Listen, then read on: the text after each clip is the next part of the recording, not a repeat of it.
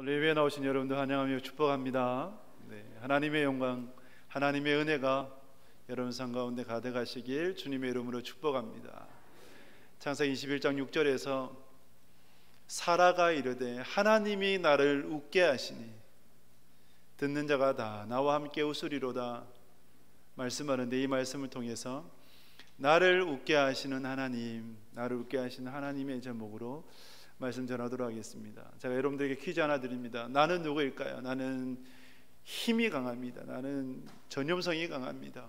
나는 스스로 역사하는 그 힘이 강합니다. 나를 가까이 하는 사람은 행복해지고 나를 스스로 멀리하는 사람은 불행해집니다. 아무리 강한 자라 할지라도 나를 가까이 하면 부드러워지게 되고, 아무리 약한 자도 나를 가까이 하면 여유가 있고 담대해지게 됩니다. 나는 혼자 수도 있고 여럿이 있을 수도 있고, 또 나는 어떤 대가도 요구하지 않습니다. 여러분, 이 나는 누구일까요? 웃음입니다. 웃음. 어린아이는 하루에도 수백 번 웃지요. 그런데 우리가 나이가 들면 들수록, 세월이 지나면 지날수록 이 웃음을 점점 잃어버린 것 같습니다. 그래서 데일 카네기가 이런 얘기를 했어요.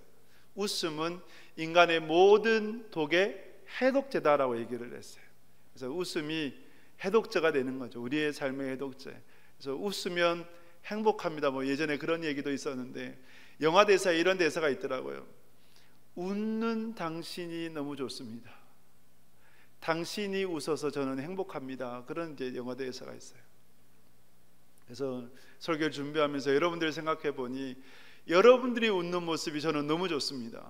그러니까 여러분들이 웃는 모습이 저는 너무나 행복해요. 그래서 여러분들이 많이 웃으셨으면 좋겠습니다.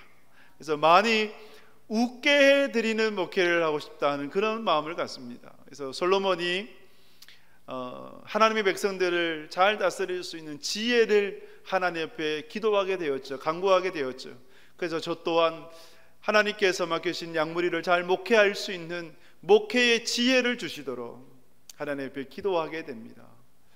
여러분들이 웃고 그 웃음을 통해서 더욱더 행복해 나아가는 그런 하나님의 사람 되시길 바라고, 사라를 웃게 하신 하나님께서 오늘의 예배를 통해 여러분들을 웃게 하시는 은혜가 있기를 주님의 이름으로 축복합니다.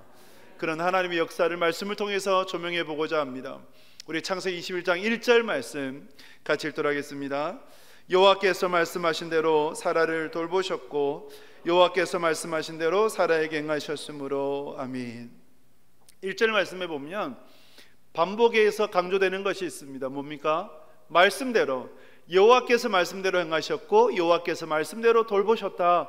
말씀대로입니다. 그래서 하나님께서 말씀을 주셨어요. 25년 전에 아브라함에게 말씀하셨죠.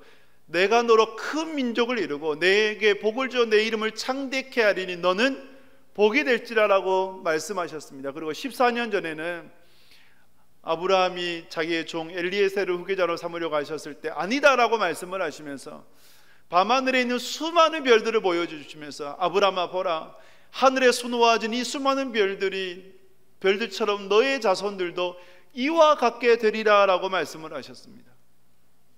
1년 전 소돔과 고모라가 멸망당하는 그때에 하나님께서 아브라함에게 찾아오셨고 장막에서 아브라함에게 말씀하셨죠. 어떤 말씀을 주셨습니까? 창세기 18장을 보게 되면 18장 14절 말씀 같이 읽겠습니다. 여호와께 능하지 못한 일이 있겠느냐? 기한이 이를 때에 내가 내게로 돌아오리니 사라에게 아들이 있으리라. 아멘. 뭐라 말씀하십니까? 하나님께서 아들을 주시겠다. 이제 1년 후에 내가 다시 내게로 돌아올 것인데 그때 사라가 아들을 낳게 될 것이다 라고 하나님께서 말씀하셨습니다. 정확하게 1년이 지났을 때에, 갈대 우르의 땅에서 25년이 지났을 때에 75세에 부름받은 아브라함이 백세가 되었을 때에 말씀대로 아들 이삭을 품에 안게 되었습니다. 하나님이 어떤 분인가? 하나님은 말씀대로 역사하신 분이십니다. 할렐루야. 말씀대로 이끌어 가시는 분이십니다. 그래서 언약을 성취하시는 하나님을 이끌어서 우리는 신실하신 하나님이라고 말씀합니다. 신실하신 하나님. 하나님은 신실하신 분이에요. 미쁘신 하나님이에요. 즉 하나님은 약속하신 대로 말씀대로 성취하시는 분이라는 것입니다. 그러면 우리는 하나님을 신앙하며 나아갈 때에 말씀을 붙잡고 말씀대로 나아가는 하나님을 신뢰하며 걸어가야 되는 것 아니겠습니까? 어느 농부가, 산농사를 짓는 농부가 농사를 한참 지었는데 이맘때인 것 같아요. 태풍이 불어가지고 그만 사가 다 떨어져 버렸어요. 한 90%가 떨어져 버렸어요. 90%가 떨어져서 10%밖에 남지 않았어요. 보통 사람들 같으면 90%를 보면서 절망하죠. 어떻게 살아가냐, 내가 이렇게 자식처럼 아꼈는데 떨어졌다고 낙심할 겁니다. 그런데 이 농부는 90%가 아니라 10%에 주목을 했어요. 10%를 보면서 어떻게 이 어려움을 극복할 수 있을까? 그래서 이런 타이틀을 내걸었다고 합니다. 풍속 53mm의 태풍에도 떨어지지 않는 사과 해서 수능 그 입시 기원 상품으로, 합격 기원 상품으로 팔았고, 그러니까 값도 어떻게 되었을까요? 몇 배나 더 비싸게 팔았고 완판되었다고 합니다. 그래서 이제 여러분, 사과를 100% 땄을 때보다 더 많은 수익을 올릴 수 있었다. 제가 부모님께 말씀드린 게 그래요. 늘 한 번씩 전화 드릴 때마다 하실 말씀이, 이번에는 장마 때문에 예를 들면 뭐 농작물이 다 말라 비틀어졌다 그래요. 근데 또 어른들은 얘기 들어보면 다 말라 비틀어졌는데 많아. 예. 나중에 추수 때 보면 많더라고요.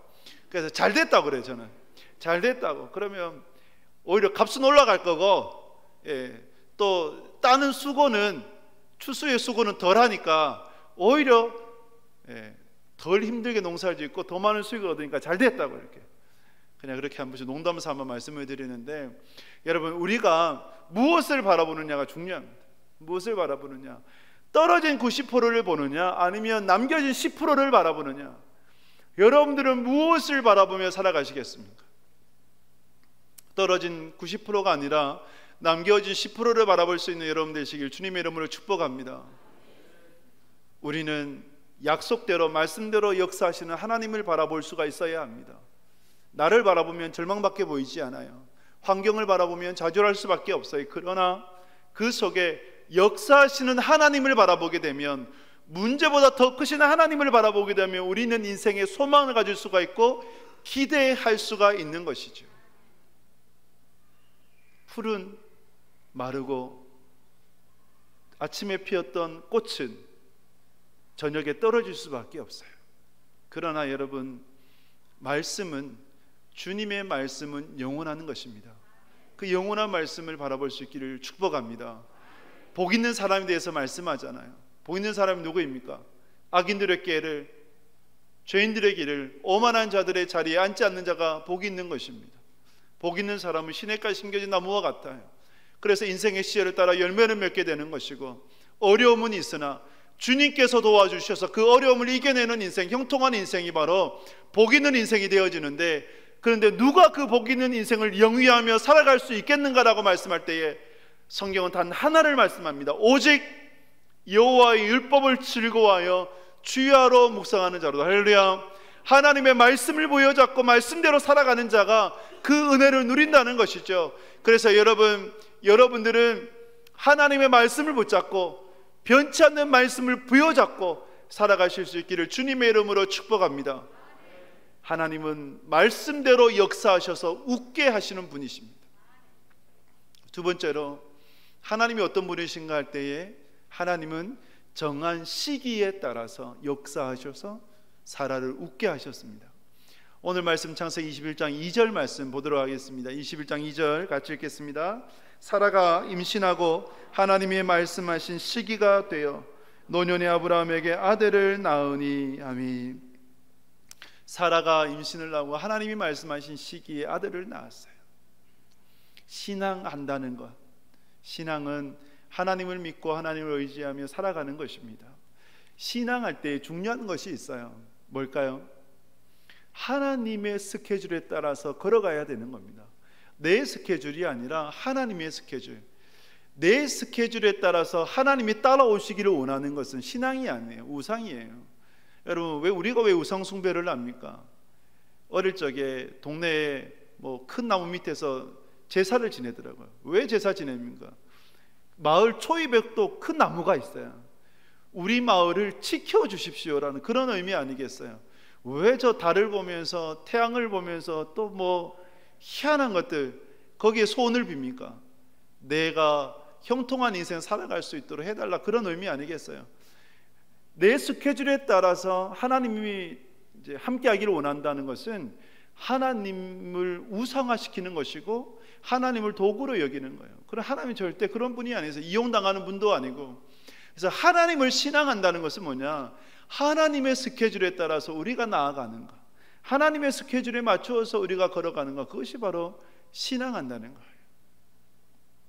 아브라함은 착각을 했어요. 아브라함의 실수가 뭐였습니까? 하나님의 스케줄에 따라서 걸어가지 않았어요. 자기 스케줄이었어요. 75세에 갈대우인의 우르의 땅에서 부름을 받았잖아요. 11년이 지났을 때, 아브라함이 86세 때에 하나님의 응답이 더디자 어떻게 했어요? 그의 종 엘리에셀을 후계자를 삼으려고 그랬고, 또 좀 지나서 어떻게 해요? 이스마엘을, 하갈을 통해서 이스마엘을 낳았잖아요. 이것은 뭡니까? 하나님의 스케줄이 아니라 나의 스케줄에 따라서 나아갔던 그러한 아브라함이었습니다. 그러기에 그로 인한 큰 고통이 얼마나 지금까지도 영향을 끼치고 있습니까? 이스마엘의 후손, 이스마엘의 후예라고 불리는 그러한 이슬람, 무슬림들을 보게 되면 지금도 무슬림들과 또 기독교인들, 크리스천들과의 어떤 갈등이라고 보기엔 그렇고, 무슬림들이 전적으로 어떻게 보면 그리스도인들을 공격을 하죠. 제가 인도네시아에 당회송에 갔을 때 그 공격을 받아서 부모도 잃고 자식들, 거기에 도망쳐 나온 사람들을 만났었어요. 그냥 같은 동네에 사는데 어느 날 갑자기 무슬림들이 칼을 들고 총을 들고 기독교인들을 박해하는 거예요. 죽이는 거예요. 살해했던 거예요. 그 시작이 뭔가? 아브라함의 실수, 아브라함의 착각, 하나님의 스케줄이 아니라 자신의 스케줄을 따라 나아갔더니 그 아브라함이었습니다. 그래서 여러분, 하나님이 정하신 시기에 따라서 사라가 아들을 낳았다. 여기서 말하는 시기는 히브리어로 모에드라는 것이고, 특별히 정하신 시기라는 의미가 되어집니다. 하나님께서 특별히 정하신 시기. 사랑하는 여러분, 하나님께서 일하시는 시간이 있는 줄 믿습니다. 하나님께서 여러분들 향한 시간이 있고 계획이 있어요. 여러분, 때가 참회라는 단어를 아시죠? 때가 참회, 때가 찼다는 거예요. 그 의미가 뭐냐면, 여기에 컵이 있으면 이 컵에 물이 찰랑찰랑거리는, 더 이상 부을 수 없는 그때, 그것을 하여서 이제 때가 찼다라고 얘기를 하는 거예요. 하나님의 때가 차야 되는 것입니다. 할렐루야. 하나님의 때가 차야 돼요. 그리고 그때에 하나님은 일하시고 역사하세요. 왜 하나님께서 100세의 아들 이삭을 주셨을까? 왜 100세의 아들 이삭을 주셨을까요? 여러 가지 의미들이 있겠죠. 사람의 능력이 아니라 하나님의 능력으로, 그리고 이 약속의 아들 이삭은 하나님의 주권적인 섭리로 태어나는 아들이다, 그것을 보여주기 위함이었고, 그리고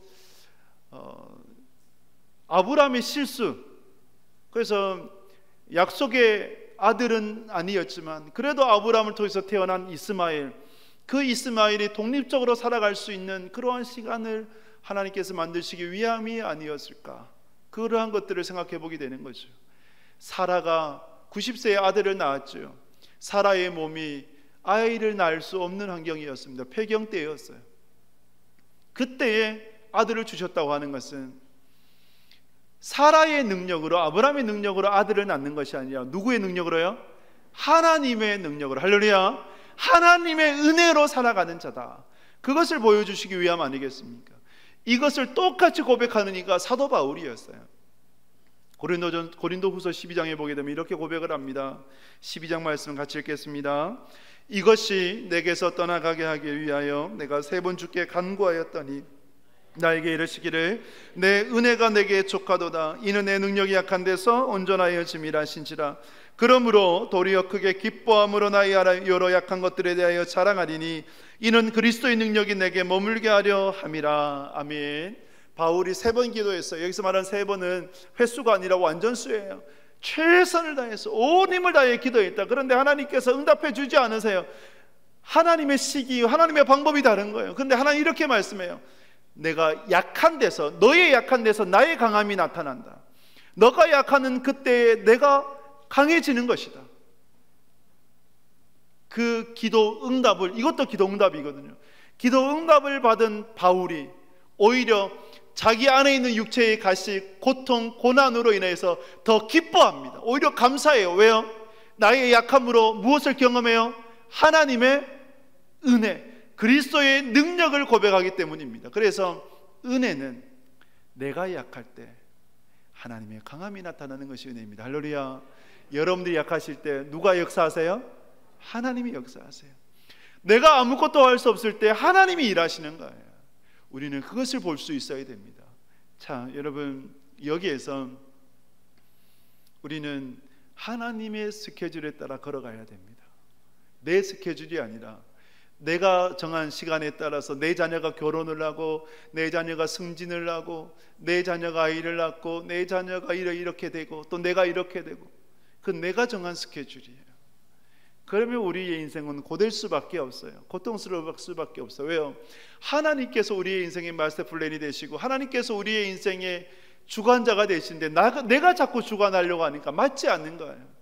하나님께서 우리를 주관해 가신다는 그 믿음으로 걸어가는 신앙, 그래서 하나님의 스케줄에 따라서 걸어가고자 할 때 우리에게 필요한 신앙이 있어요. 그것이 뭔지 아세요?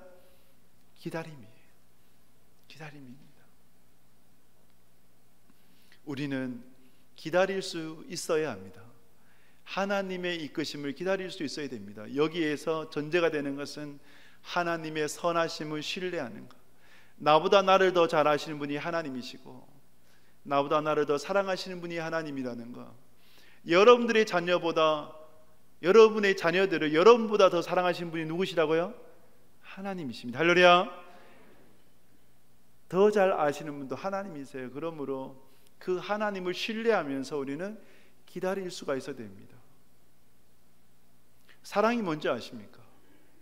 여러분들은 사랑을 뭐라고 생각하십니까? 어제도 우리 한 청년, 우리 규진 형제가 결혼을 했는데 사랑이 뭘까요? 진정한 사랑이 뭡니까? 남녀 간의 감정, 그것도 사랑이죠. 그러나 그것은 불완전한 사랑이에요. 주님께서 말씀하시는 사랑은 주님께서 주시는 사랑이다라고 말씀을 해요. 그래서 고린도전서 13장이 사랑장인데, 사랑장의 시작이 사랑은 오래 참고, 사랑은 온유하고, 사랑은 겸손하고, 그러면서 사랑은 모든 것을 참고, 마무리가 뭔지 아세요? 사랑은 모든 것을 견디느니라. 그래서 사랑을 얘기할 때 사랑은 오래 참는 거라고 그래요. 사랑은 모든 것을 참는 거라고 그래요. 모든 것을 견디는 거라고 그래요. 이 사랑이 어떻게 인간에게서 나오겠어요? 하나님으로부터 나오는 것이죠. 그래서 사랑은 하나님부터 나오는 것이고, 사랑이 뭐냐? 사랑의 핵심은 참는 거예요. 견디는 거예요. 기다려주는 거예요.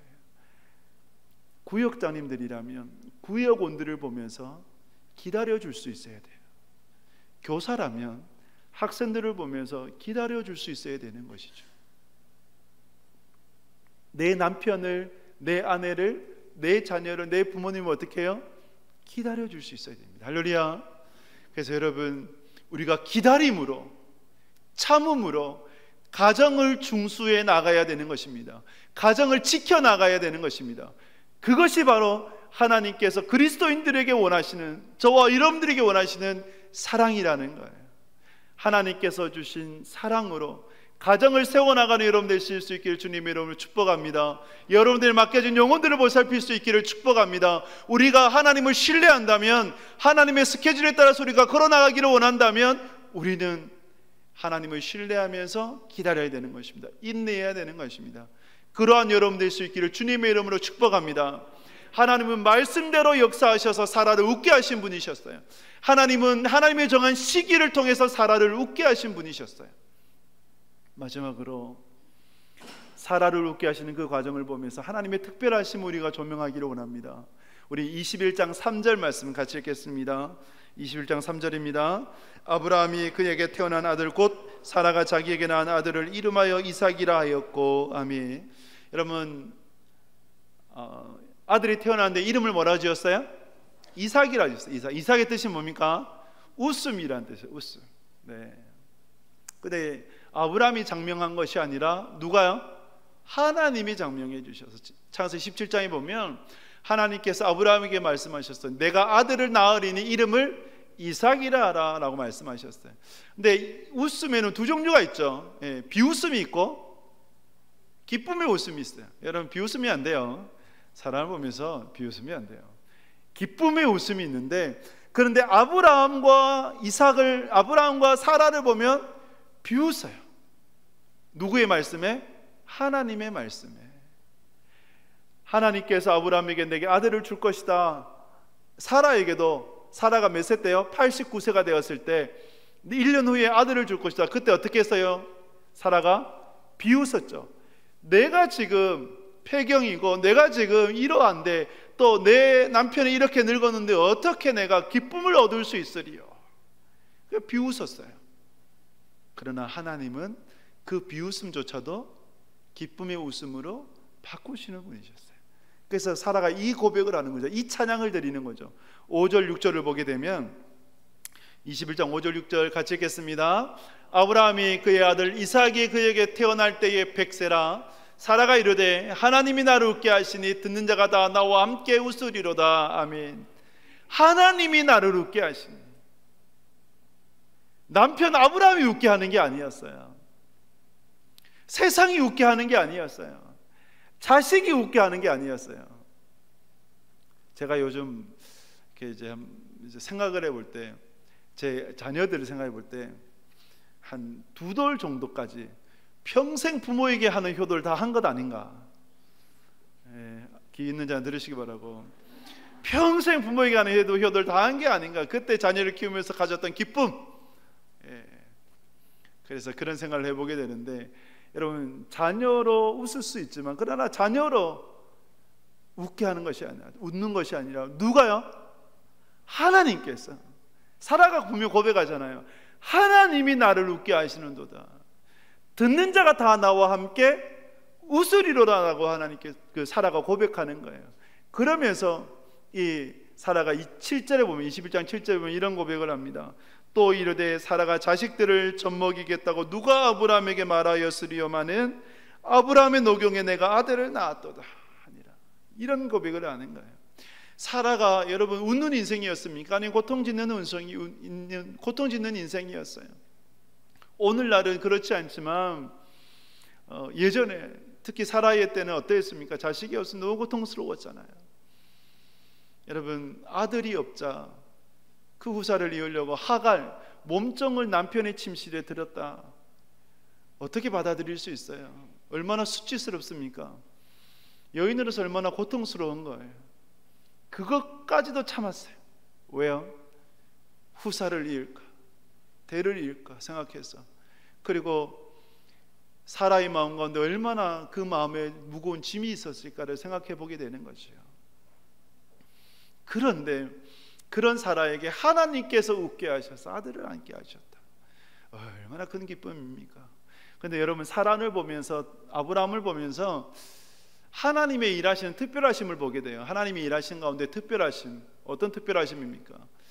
과연 아브라함이, 과연 사라가 아들을 안을 자격이 있을까? 여러분, 자격이 있을까요? 아브라함은 어떻습니까? 자꾸 자기 스케줄에 따라서, 자기 계획에 따라서 살려고 그래요. 엘리에셀을 또 이스마엘까지 낳아버려요. 때로는 사라를, 아내를 누이라고 2번이나 속여요. 그게 자기 살려고. 그런데 그때마다 누가 지켜주세요? 하나님이 지켜주셨죠. 왜요? 사라를 통해서 약속의 아들이 나야 되는데 하나님께서 사라를 지켜주신 거예요. 아브라함이 별로 자격이 없어 보여요. 사라는요, 하나님의 약속의 말씀을 믿지 않았어요. 오히려 비웃었어요. 그런데 어떻게 사라에게 진짜 웃음을 하나님께서 주셨을까? 그래서 이것을 생각해 보면 하나님은 일하실 때 그 사람의 믿음에 따라서 역사하신 것보다 하나님의 계획하심에 따라, 할렐루야, 하나님의 섭리에 따라서 강권적으로 역사하신 분이라는 거죠. 그리고 이것을 받을 자격이 없는데 아브라함과 사라는 받게 되었다고. 이것을 우리가 뭐라고 말합니까? 은혜라고 부릅니다. 은혜. 받을 자격이 없는 자에게 거저 주시는 선물, 그것이 은혜 아니겠어요? 그래서 아브라함은 받을 자격이 없어요. 사라도 받을 자격이 없어요. 그런데 그 받을 자격이 없는 자에게 거저 주시는 하나님의 선물로 아들을 주신 거죠. 그래서 우리는 이것을 은혜라고 부릅니다. 이 은혜가 여러분들에게도 임하길 주님의 이름으로 축복합니다. 사라를 웃게 하셨던 하나님의 은혜가 오늘 이 예배를 통해서 여러분들에게 임하셔서 사라처럼 여러분들도 웃으셨으면 좋겠어요. 여러분들 웃는 모습이 너무 좋아요. 여러분들 웃는 모습이 너무 행복합니다. 그런 웃는 여러분들이 꼭 되실 수 있길 바랍니다. 여러분들을 웃게 하시고자 주님께서 우리에게 보내주신 분이 계시죠. 누굽니까? 하나밖에 없는 아들 예수 그리스도를 보내어 주셨어요. 이삭과 예수님은 참 닮은 점이 많아요. 이삭이 태어날 수 없는 환경 가운데 태어났잖아요. 아브라함 또 어머니 사라가 도저히 아들을 낳을 수 없는 형편에 낳았잖아요. 예수님은요, 동정녀 마리아의 몸에서 남자를 알지 못하는 여인이 아들을 낳았다. 성령에 의해서 잉태되셨죠. 그리고 이삭은 약속대로 태어났습니다. 말씀대로. 예수님도 약속대로 언제부터요? 창세기부터. 그리고 선지자 이사야를 통해서 보라 처녀가 잉태하여 아들을 낳을 것이요 그의 이름을 임마누엘이라 하리라. BC 700년 전에 선지자 이사야를 통해서 말씀을 하셨고 그 약속대로 예언대로 예수님께서 태어나셨어요. 이삭은 하나님이 정하신 시기에 따라서 태어났고 예수님도 하나님이 정한 시기에 이 땅에 오시게 되신 거죠. 그러므로 이삭은 예수님의 예표입니다. 이삭이 웃음이라면 예수님은 진정한 웃음이 되는 거죠. 데일 카네기의 말처럼 인간의 모든 독을 해독한 해독자가 웃음이라고 한다면 인간의 모든 문제를 해결하실 수 있는 분이 바로 우리 주님이 되시는 줄 믿습니다. 어떤 가정이 있었어요. 그 가정이 거의 붕괴 상태였어요. 그런데 남편이 주님께로 들어왔어요. 예수님을 만났어요. 그 남편이 변화되자 가정이 회복이 되고 가정이 다시 살아났어요. 그래서 휴가도 포기하고 단기 선교를 간다라고 자원을 했어요. 그래서 그것을 나누는 아내가 얼마나 기뻐하는지. 두 아이가 질병으로 그만 죽게 되었습니다. 그 가정이 너무나 고통당하고 있을 때에 주님께서 그 가정에 찾아와 주셨고 예수 그리스도로 인해서 그 마음들이 회복이 되어지고 또 어린 아이를 입양하게 되었고 그 입양함으로 하나님께서 주시는 기쁨이 그 가정 가운데 임하게 되었어요. 남편이 방황하고 외도하는 그 남편이 주님을 만난 후부터 인생의 방향에 종지부를 찍자 그 가정에 진정한 기쁨이 찾아온 것이죠. 웃음이 찾아온 것이죠. 그래서 여러분, 인간에게 있어서 인생에게 있어서 진정한 기쁨을 주시는 분이 누구이신가? 우리 주님이신 줄 믿습니다. 그 주님께서 저와 여러분들을 오늘도 초청하세요. 오늘도 초청하세요. 수고와 무거운 짐진 자들아 다 내게로 내가 너희를 쉬게 하리라. 나는 마음이 온유하고 겸손하니 내게 와서 나의 멍에 매는 법을 배우고 쉬어라라고 말씀을 하십니다. 주님의 초청에 화답하면서 그 넓은 품에 안기는 여러분 될 수 있기를 주님의 이름으로 축복합니다. 주님의 품이 얼마나 넓은가. 이 비유가 적정한 것 같아요. 그 감리교의 창시자라고 할 수 있는 요한 웨슬레의 어머니가 자녀가 참 많았습니다. 요한 웨슬레도 15번째 아들이었다 그래요. 자녀가 많았는데 열 몇 명이 되지요. 그 자녀들 누가 제일 사랑스럽습니까? 얘기하니까 이 어머니가 뭐라 대답한 줄 압니까? 몸이 아플 때, 몸이 낫기 전까지는 아픈 자녀가 가장 사랑스럽고, 집을 나간 자녀가 있다면 집을 나간 자녀가 집으로 돌아오기까지 그 자녀가 가장 사랑스럽습니다. 이 어머니 마음이 주님의 마음 아닐까요? 아픈 성도가 있다면 그 성도가 다 낫기까지 가장 사랑스러운 것이고, 방황하는 성도가 있다면 방황하는 성도가 제자리 잡을 때까지, 방황을 그칠 때까지 그분이 가장 사랑스러운 것이고, 인생의 여러 가지 힘듦과 고통으로 눈물 흘리는 성도가 있다면 그 성도의 눈물을 닦아주시면서 그를 가장 사랑하신 것 아니겠습니까? 이것이 주님의 마음이에요.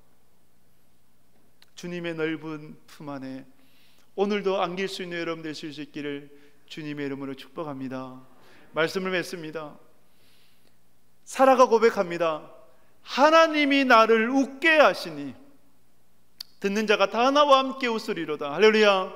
사라를 웃게 하신 하나님께서 웃게 하실 자격이 없는데, 아들을 안을 자격이 없는데 전적인 하나님의 은혜로 거저주시는 선물로 사라를 웃게 해주셨단 말이죠. 그 거저주시는 선물로 말미암아 오늘도 여러분들 웃을 수 있기를 주님의 이름으로 축복합니다. 말씀대로 역사하시는 하나님을 조명하시기 바랍니다. 집중하시기 바랍니다. 바라볼 수 있기를 바랍니다. 하나님의 정한 시기와 때가 있음을 여러분들이 아시고 그 하나님의 때를 신뢰하며 기다릴 수 있는 여러분들이 되셔서 사라처럼 활짝 웃고 하나님께서 주시는 진정한 행복을 누리는 여러분들이 되시길 주님의 이름으로 축복합니다.